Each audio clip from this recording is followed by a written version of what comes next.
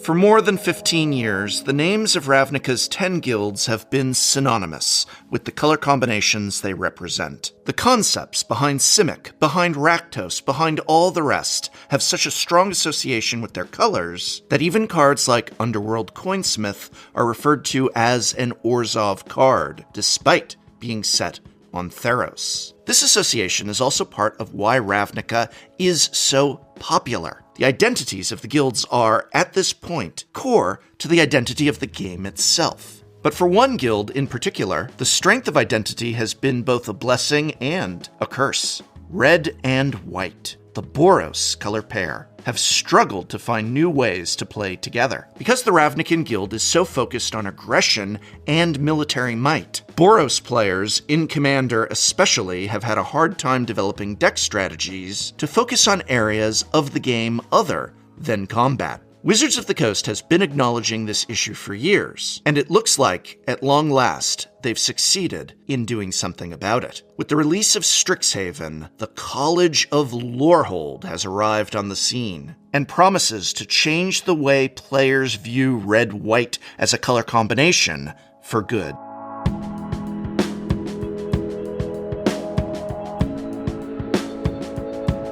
Before we examine what Strixhaven has done to the red-white color pair, and to the color pie in general, here's a brief history of Boros. Red and white are enemy colors, which means they sit opposite one another on the color wheel, rather than adjacent. In Magic's earliest days, the rule of card design was that the allied pairs would work together, while the enemy pairs would work against each other. The intent behind designs like Lawbringer and Hibernation were that each color could receive particularly strong effects if they only targeted their enemies. Abilities like Landwalk also focused on allowing creatures to attack unblocked if your opponent played an enemy color. This idea makes sense at first glance, and it gives a texture to the relationships between colors that wouldn't otherwise be present. But in reality, playing cards like these was often not a very fun experience. Too often, games would boil down to whether your opponent had the exact answer to quote-unquote hose your deck. Essentially, it was the luck of the draw. This problem was best expressed in an article by Anthony Alongi way back in 2002, where he rhetorically asked, "What do I do if someone's playing Boil?" Well, essentially, you just roll over and die. In the same article, he notes that many playgroups at the time hated these color hosers, and some even informally banned them from play. That unpopularity was apparently reflected inside Wizards of the Coast as well. The last Landwalk card in Standard was printed in Khans of Tarkir, and had been on the decline for a while before then. Full-on color hosers like Pyroblast were a thing of the past even earlier than that. And with a few exceptions, the color pairs are now treated equally, whether they're enemies or allies.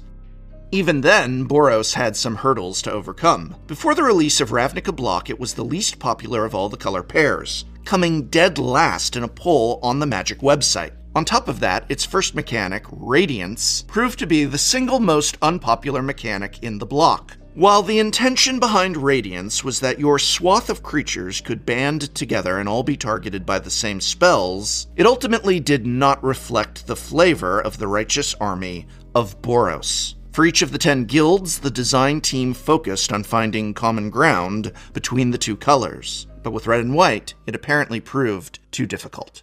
Fast forward to 2013, and Return to Ravnica premiered a new mechanic for the Boros, Battalion. Players enjoyed this mechanic a lot more than Radiance, especially in Limited. But if anything, the success of Battalion led to a kind of overcorrection for red-white. For a long time now, Boros in Commander has been stuck in a rut, with combat-focused commanders like Aurelia, the War Leader, and Iroas, God of Victory, sitting at the top of the pile. Even cards like Feather, which appeared to offer combo potential and card advantage, ultimately swing back to aggro cards that also happen to cantrip. These cards aren't bad by any means, but they force Boros players into, essentially, the same strategy over and over.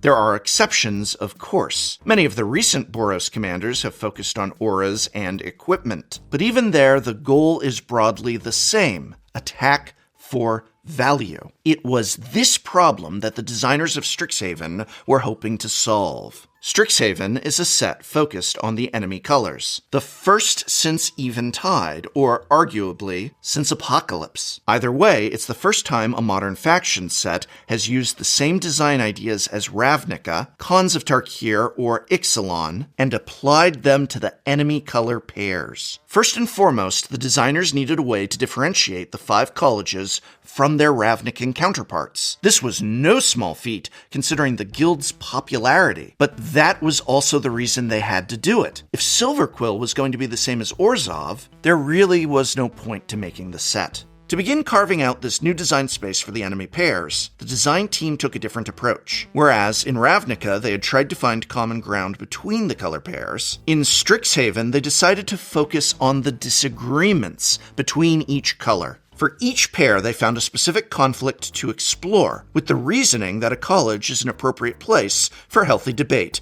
on issues of importance.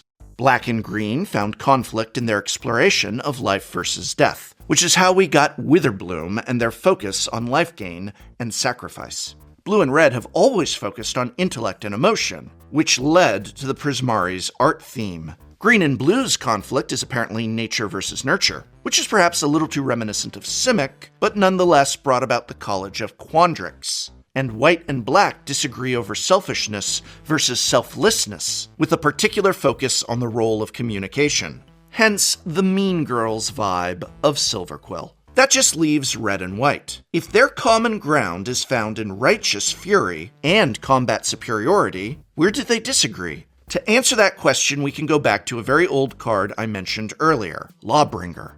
The flavor of this card is white, restraining the chaos of red, and we can see its corollary in Disorder, a red card that hoses white creatures. Red and White's conflict is in order versus chaos. Writing about the college that would become Lorehold, Mark Rosewater said, "White is driven by community, while red is driven by personal connections." This led us to realize that this could be our history college, encompassing psychology, anthropology, and archaeology. It looks at how people interact with one another and how that dictates society. So, thematically, it was decided that Lorehold would focus on history. Where did that leave the faction mechanically? Well, the obvious place to go with a history theme is the graveyard, to explore things from the past. But Magic has created a lot of cards that work with the graveyard. It would be a tall order to find new design space there. To see what they finally came up with, and since this is a problem that primarily concerns Commander players, let's look at the Commander cards of Strixhaven. Osgir, the Reconstructor, is the face card of Lorehold Legacies, and demonstrates some of the shift into a new direction. While his first activated ability is somewhat combat-focused, buffing a creature's power, it's the second ability that really got red-white players excited. By paying X and exiling an X-cost artifact from your graveyard, Osgir can create 2 copies of that card. And these copies are permanent. They don't go away at end of turn like so many other red copies. This fascinating ability also recontextualizes the first ability. While the buff is relevant, the sacrifice outlet is clearly the more exciting possibility. Artifacts like Chromatic Star, Ichor Wellspring, and the entire Spellbomb cycle all care about being put into the graveyard. Plus, new artifacts like Archaeomancer's Map and Ruin Grinder solidify this new archetype. But artifacts are only one part of this equation. Lelia, the Blade Reforged, is a mono-red commander, but is clearly designed to work as part of the new Lorehold identity. In addition to making use of Red's Impulse Draw mechanic pioneered by Prophetic Flamespeaker and Act on Impulse, this card rewards you for exiling cards from both your library and your graveyard. This works well with Osgir's abilities, but also with any number of Lorehold cards from the main set.